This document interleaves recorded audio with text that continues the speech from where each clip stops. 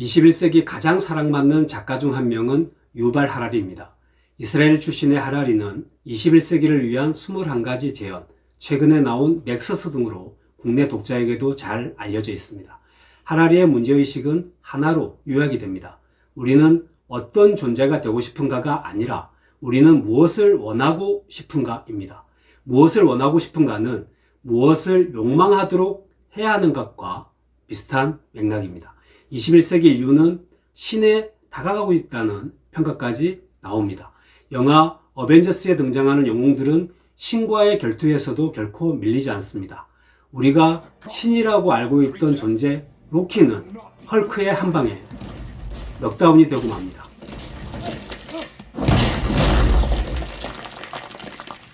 사피엔스는 이제 신의 영역으로 생각했던 생명체까지 창조하는 단계에 진입했습니다. 하라리는 사피엔스는 과학을 이용해서 무엇이 되고 싶은가, 무엇을 욕망하느냐고 되묻습니다. 그 욕망이 잘못된 길이라면 인류의 파멸이라는 최악의 결과를 초래할 수가 있기 때문입니다. 무엇이 되고 싶은가, 그리고 인류는 과연 행복한가, 이 두 가지 질문을 찾는 것이 하라리의 대표작 사피엔스가 다루는 주제입니다. 2300만 부 이상이 팔린 초베스트셀러입니다. 우리가 인류라고 부르는 사피엔스는 인지혁명, 농업혁명, 그리고 과학혁명이라는 3단계 진화를 거쳐서 지구의 주인이 됩니다. 이 책 1장에서는 과거 지구상에 존재했던 최소 6종의 호모, 인간종 가운데 왜 사피엔스만 살아남았느냐, 그 원인을 파헤치는데 진력합니다. 사피엔스는 7만 년 전 아프리카를 벗어나서 유럽과 아시아로 이주합니다. 이른바 대약진입니다. 사피엔스가 도착하는 곳마다 비극이 발생합니다. 유럽에서는 네안데르탈인이 멸종됩니다. 아시아에서는 호모 일렉투스가 역사의 뒤안길로 사라집니다. 호주에 사피엔스가 도착하자 대형 동물들이 멸종되다시피 합니다. 경쟁 관계에 있는 종들을 학살하는 잔인한 사피엔스였습니다. 하라리가 사피엔스를 생태학적 연쇄살인범이라고 부르는 이유이기도 합니다. 사피엔스가 살아남은 비결은 인지혁명 때문입니다. 인지혁명은 이 책의 가장 독특한, 독창적인 대목입니다.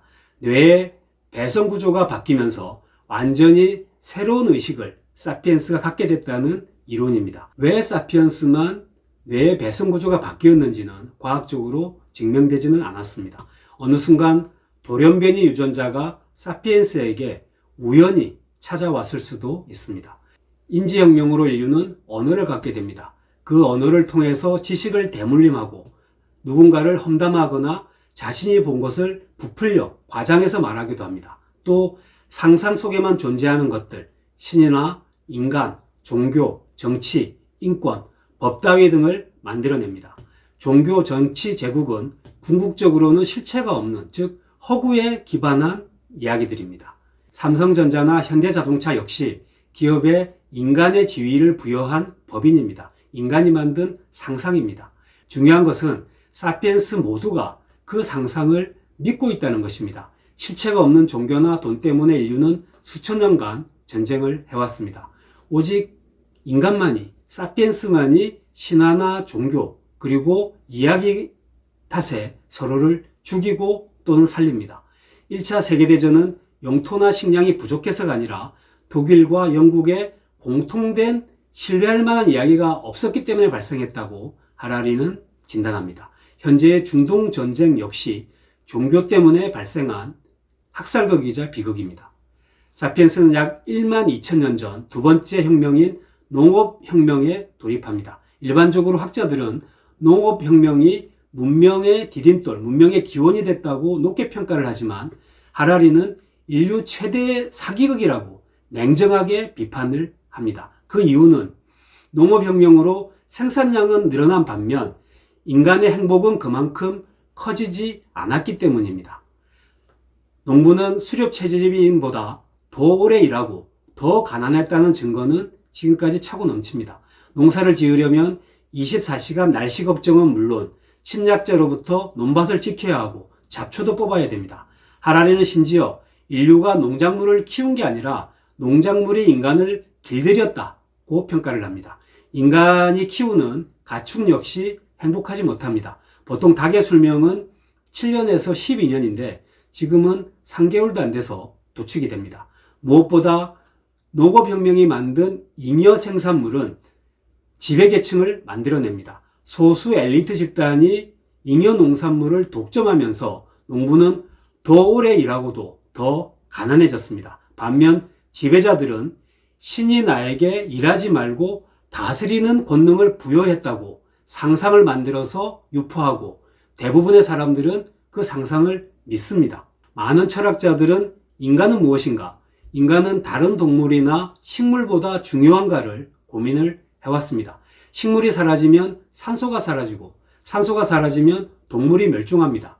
지구를 보존하기 위해서는 식물이 인간보다 더 중요한데 인간들은 객관적 증거도 없이 인간이 가장 중요하다는 상상을 지금까지 믿어왔습니다. 이러한 상상을 믿지 않으면 국가도, 기업도, 종교도 더 이상 버티지 못하고 붕괴하게 됩니다. 그래서 하라리는 상상이 유지되려면 상상이 상상이라는 걸 알게 해서는 안 된다. 또 상상이라는 걸 결코 인정해서는 안 된다고 말합니다.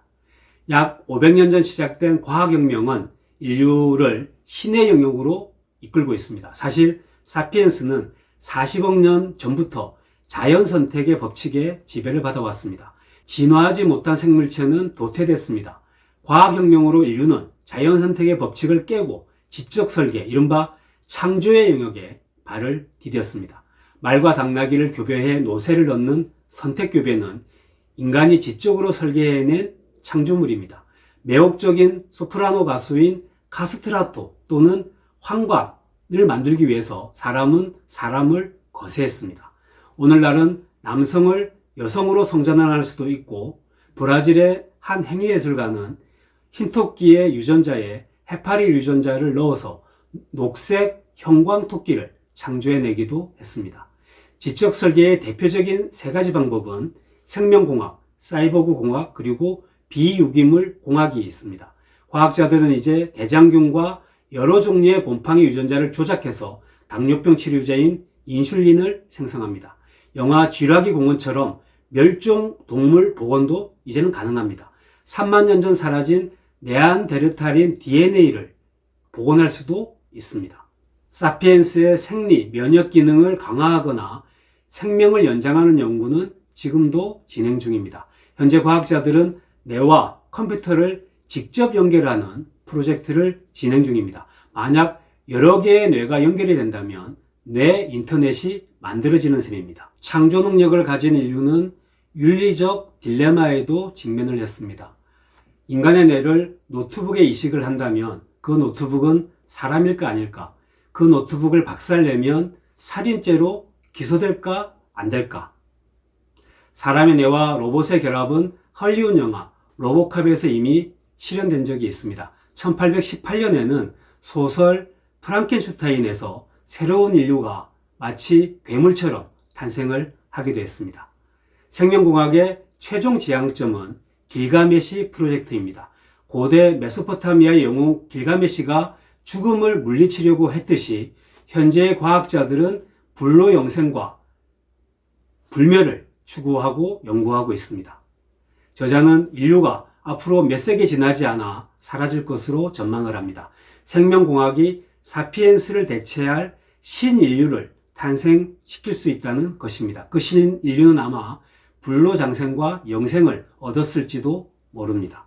하라리는 묻습니다. 인류는 신이 되려는 참이다. 영원한 젊음을 얻고 창조와 파괴라는 신의 권능을 가질 준비를 하고 있다. 하지만 우리가 세상의 고통을 얼마나 줄였나? 우리는 그만큼 행복해졌나? 오히려 다른 동물들에게 큰 불행을 야기한 것은 아닌가라고 묻습니다. 실제로 대한민국의 생활 수준은 기적적으로 상승했지만 그만큼 자살률도 치솟았습니다. 대한민국의 행복도는 우리보다 못 사는 콜롬비아, 태국, 멕시코보다도 더 낮습니다. 하라리는 인간이 무책임한 신이라고 일갈을 합니다. 우리는 스스로를 신으로 만들면서도 아무에게도 책임을 느끼지 않는다. 그 결과 동물과 생태계를 황폐하게 한다. 오로지 자신의 안락함과 즐거움을 추구하면서도 결코 만족하지 못한다. 스스로 무엇을 원하는지도 모른 채 불만스러워하는 무책임한 신, 이보다 더 위험한 존재가 있을까라고 묻습니다. 사피엔스는 벽돌처럼 두꺼운 책이지만 단번에 읽힙니다.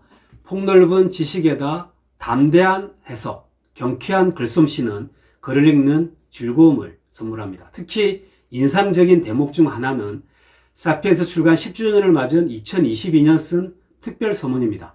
당시 하라리는 챗 GPT에게 나처럼 서문을 써보라고 명령합니다. 챗 GPT는 하라리의 책과 인터뷰를 조합해서 아주 그럴듯한 서문을 씁니다. 하라리마저 깜짝 놀랄 정도로 일목요연함과 일종의 주장까지 겸비하고 있었습니다. 인공지능은 그동안 인간이 만들었던 도구들, 도끼, 바퀴, 원자폭탄과는 다릅니다. 이것들은 인간의 의지로 통제할 수가 있지만 인공지능은 스스로 학습을 하는 만큼 언젠가 인간의 소나귀에서 벗어날 수가 있습니다. 하라리가 6년 만에 내놓은 신작 넥서스에서도 역시 인공지능의 위험성을 경고하는 내용이 상당히 들어있습니다. 인공지능 시대, 하라리는 더 나은 미래를 위해서 인간의 마음 그리고 인간의 마음이 창조한 환상에 주목해야 한다고 조언합니다. 이때 중요한 키워드가 인간에 대한 이해와 행복입니다. 인간은 새로운 힘을 얻는 데는 유능하지만 그 힘을 더 큰 행복으로 전환하는 데는 여전히 미숙하기 때문입니다. 우리가 전보다 더 큰 힘을 지녔음에도 불구하고 더 행복하지 않는 이유가 바로 여기 있다고 하라리는 지적합니다. 과연 사피엔스는 우리의 행복을 위해서 어떤 선택을 할 것인가? 하라리가 던지는 마지막 질문입니다. 생각의 상자 피처였습니다.